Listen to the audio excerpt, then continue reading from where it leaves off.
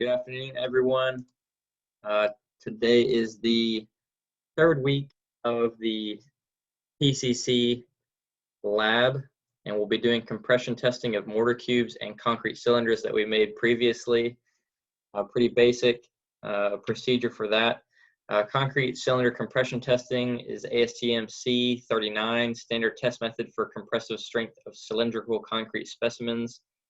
It provides procedures for different sizes of concrete cylinders and different variations as well. But I've got the basic one for us doing our 4x8-inch cylinders. The procedure: you grab your group's concrete cylinders from the curing room. You measure the dimensions to ensure uniformity. If it's not uniform, if your cylinder is got like a sloped top to it, that's going to cause some issues with eccentricity, where it's going to put when you're trying to compress it, it's going to put more force on one edge instead of the entire cylinder itself. So it's going to break off pieces off of one side and only that side, and it'll fail early. So you want to make sure that it's uniform, and then you get the average dimensions of it. That way we can do our calculations for compressive strength. So once you measure it, you'll place baby powder in the bottom end cap. There's metal end caps that you place the cylinder into, and you put baby powder into them. You can do a rubber end cap, and what the baby powder or the rubber end cap does is it will allow your specimen to sit flat instead of having like one or two like little stones sticking out that could cause it to fail one way, or instead of the whole base of it sitting down completely on the end cap. So that baby powder kind of lets it sit completely flat. It's a cheap way to do it, but it works.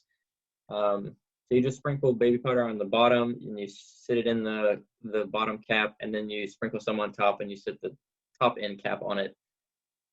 And then what you do is you load it into the loading frame. It's just a hydraulic press going down against the top of the cylinder. You place it into the loading frame. You center it with the top compressive bearing plate. You make sure the machine is zeroed out. We would have had a bunch of tests run, so you want to make sure it's zeroed out and that peak load isn't like recorded. You'll see what that means in just a second. And then you manually move the top compressive bearing plate flush. That means there's a little knob that you can do to like make the hydraulic press go down a lot quicker. When you're actually testing, you set it into like the loading one, and it loads it at we want to load it at about 1,000 pounds per second. But if we load it quickly, or the manual loading, that's only to get it to the top of the cylinder, because it'll take forever to lower it down if we're not doing that. Then you apply the load continuously. Remember, that's what you want, 1,000 pounds per second. That's a big piece for your report. Make sure you note that.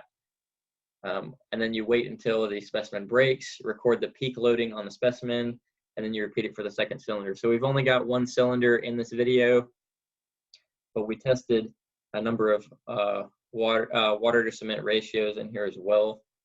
And I'll show you some data after this video. So again, this video was not the best quality, and so we didn't have any audio, so I'm just going to do some narration over the top of it. So that's just our concrete cylinder in the plastic mold, taking the cap off. And you can see it's not super flat, but it does what it needs to do. And then you use a metal rod you can use a screwdriver or an X-Acto knife to break off the rubber mold on that. And this cylinder that I was doing, we had problems with it. We ended up using a used cylinder mold, and we didn't clean it out well enough. So you'll see when I take it off how, like, you can see stuff coming out of it already. So I think there was sand at the bottom of it. So this next clip is Mustafa. He was in the spring. He did it as well, and you can see how cleaner it is.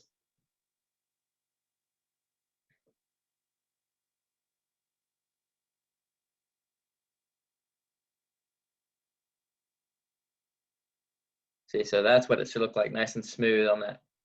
So then you get the end caps, and you place a lot of baby powder in there. We probably put a little too much, but it's not going to hurt anything.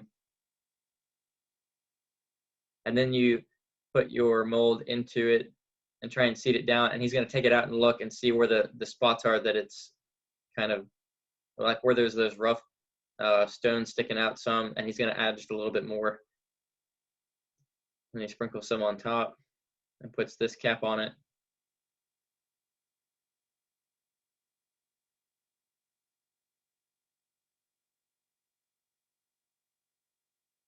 And so it's not seated correctly on that completely. It's kind of hard to do by hand.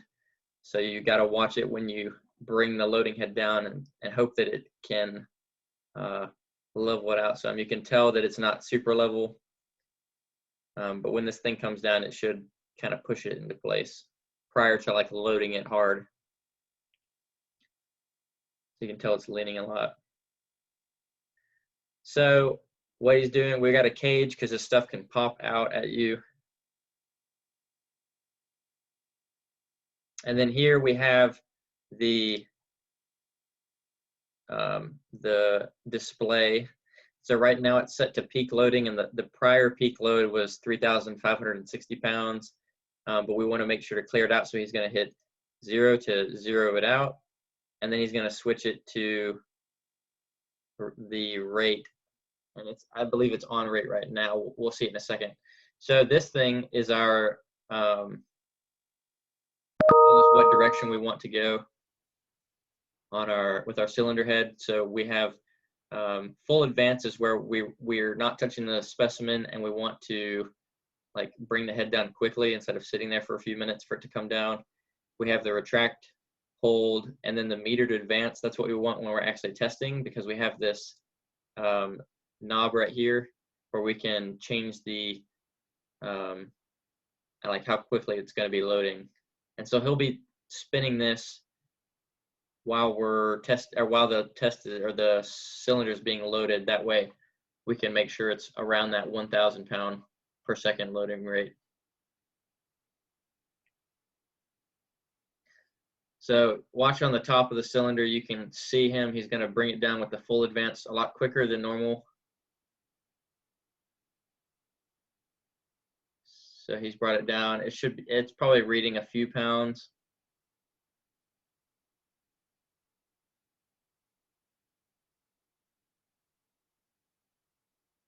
So yeah, it's reading 50 pounds right now.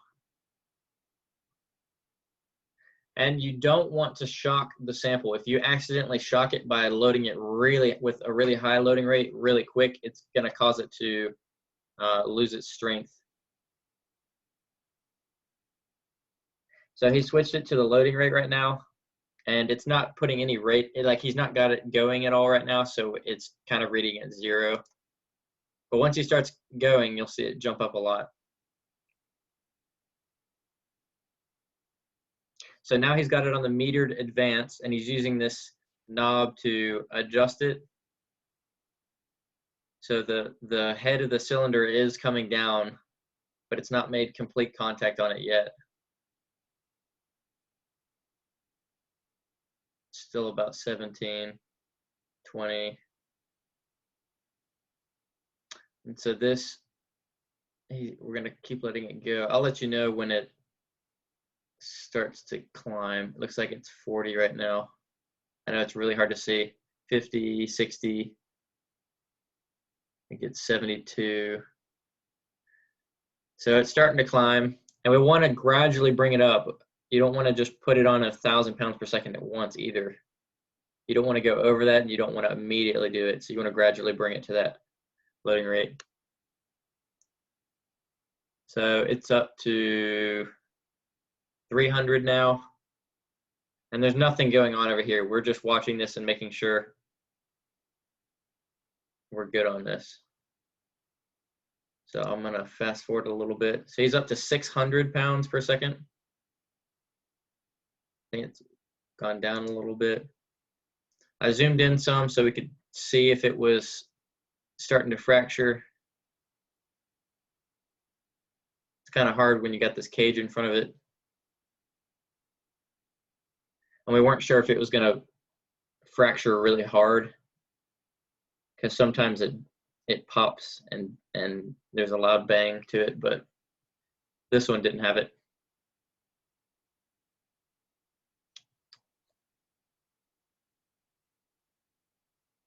And remember, you want to have it crack along all sides of it. You don't want it to be on one face, because then you know that it was loaded incorrectly. So we should have pieces break off of the front side and of the back side all at once. I don't want to fast forward. There we go. Y'all see it. So it broke all the way around the side. And it broke on the back too. So our loading rate's going way down because we've already fractured it and it's not going to be strong enough to hold any weight. And then, yeah, then he's going to bring it back up and we'll take our sample out.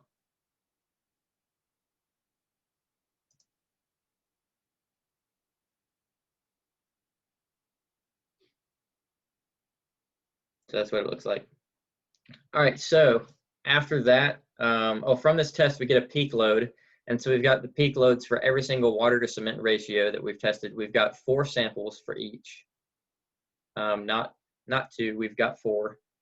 And what we'll do, or what you will do, is you'll need to convert this, because this is not the compressive strength of your specimen. This is your loading in pounds. So you need to convert that to PSI, pounds per square inch. And we used a 4-inch diameter specimen. So remember that, so that you can determine a compressive strength for each of these values.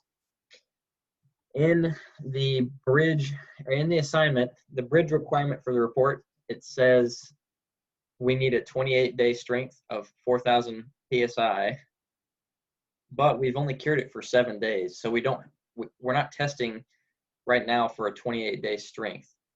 We've got 7-day strength. So then what you have to do is you have to go back into your class notes and look at that FCR prime. So our compressive strength is FC prime, and our new one, I forget exactly what that stands for, but we're getting a correction factor kind of on this because we're not at a 28-day curing time.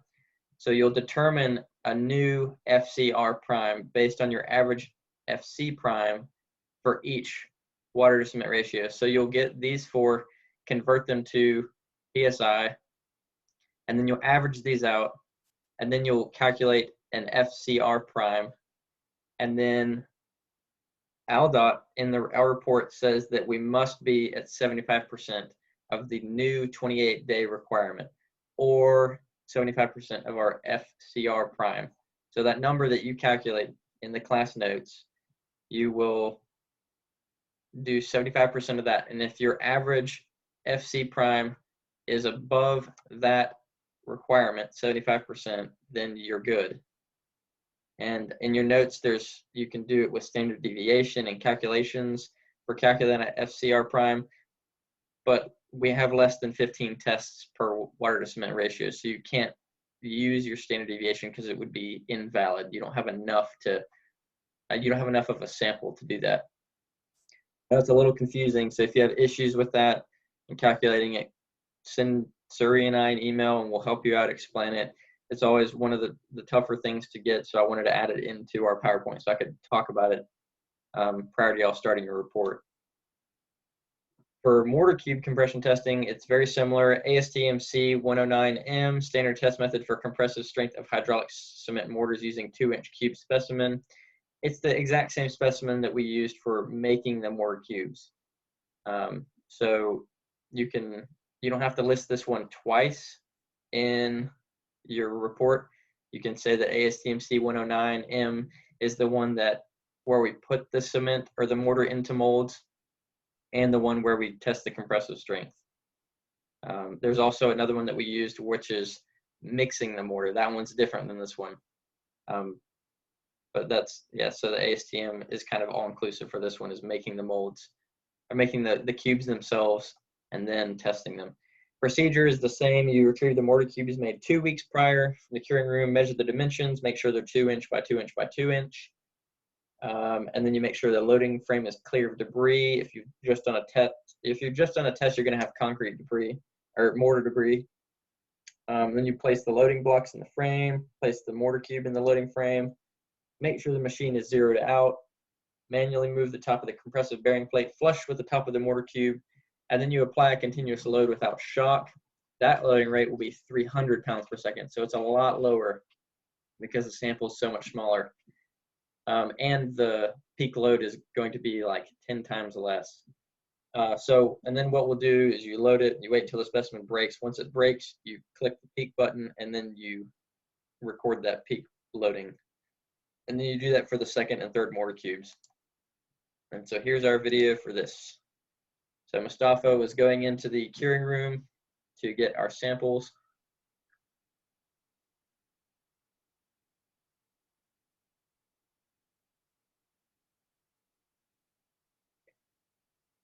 So we've got 3 for each, water to cement ratio. And he needs to get them out of the molds. And luckily we have petroleum jelly inside the mold, so it's going to be pretty easy to get out.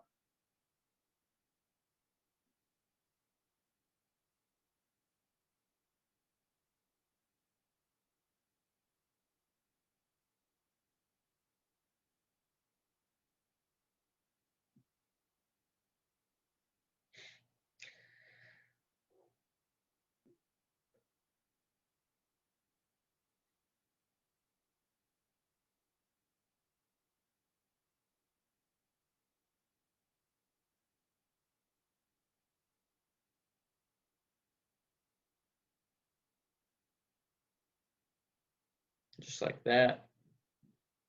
And then you can just pop them out with a hammer.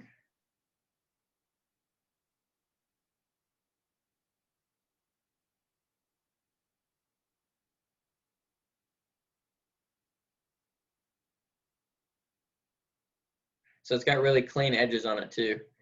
So now what we're going to do is bring it over to our loading frame. It's a smaller one. And it's got the same exact device. So he's bringing it full advance. He's showing us again. He wants to zero it out.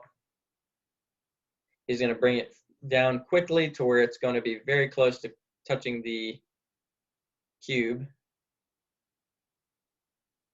All right, and then he's going to stop doing that. He's going to switch it to the metered advance, and he's going to use the dial to make sure the loading rate is around 300 pounds per second.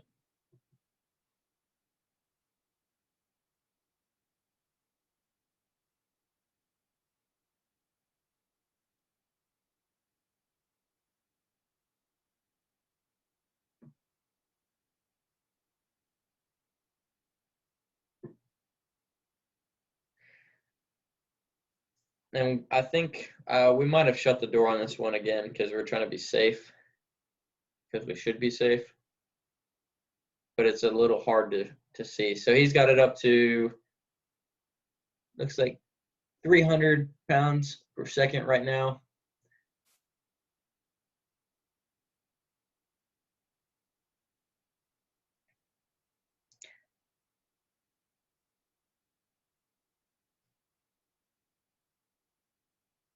And you'll see pieces of it flake off. It's about to break. I think a piece comes right here. And you see a piece on the back fall off as well. Because you don't want it to be, you don't want it to be just on one side.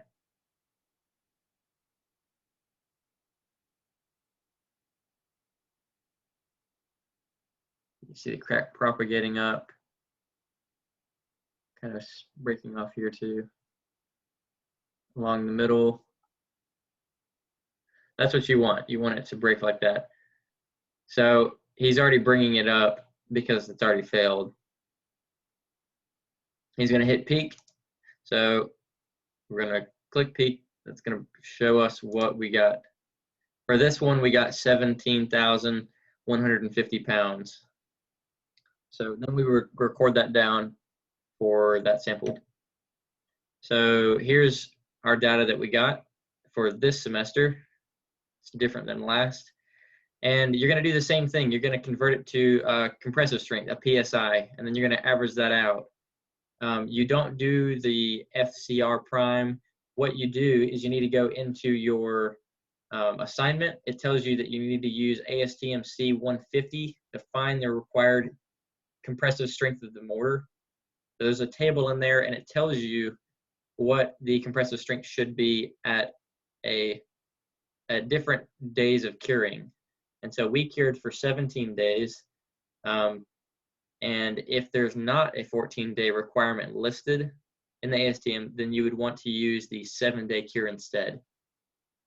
So as long as we've passed that 7-day cure as well, we should pass that because we've let it cure longer, so it should be stronger than that. So as long as it passes that 7-day cure for type 1 cement, we should be fine. And that's the average of them, not each one specifically. And also, if your mortar doesn't pass any of them, like if it fails on all of these and doesn't meet that requirement found in that spec, then you know that your mix is not good and you need to redesign it because it's not going to hold for whatever that engineer designed for the bridge. So you have to redesign it and talk to contractors maybe and get different materials. So that's the end of 3820 lab sessions. Remember that the PCC report is due next Friday, July 31st at 5 p.m. And you can email Suri and I for guidance on the assignment, on the data, anything like that. We can look over things for you and help you out. If you want to send your report to Tauhid or David, you can send it by midnight, July 28th. That's a Tuesday. And it doesn't have to be a complete report. If you just have the methodology and the scope, you can send that to them and they'll look at that for you. It doesn't have to be a complete report. And it's a really easy way to get more points because they'll point out things that you probably won't see because you're writing the report. I always miss stuff like first person or spelling mistakes because I know what I typed, but it could have been typed wrong, but I won't recognize it. So if there's not any questions, I will go ahead and end this recording.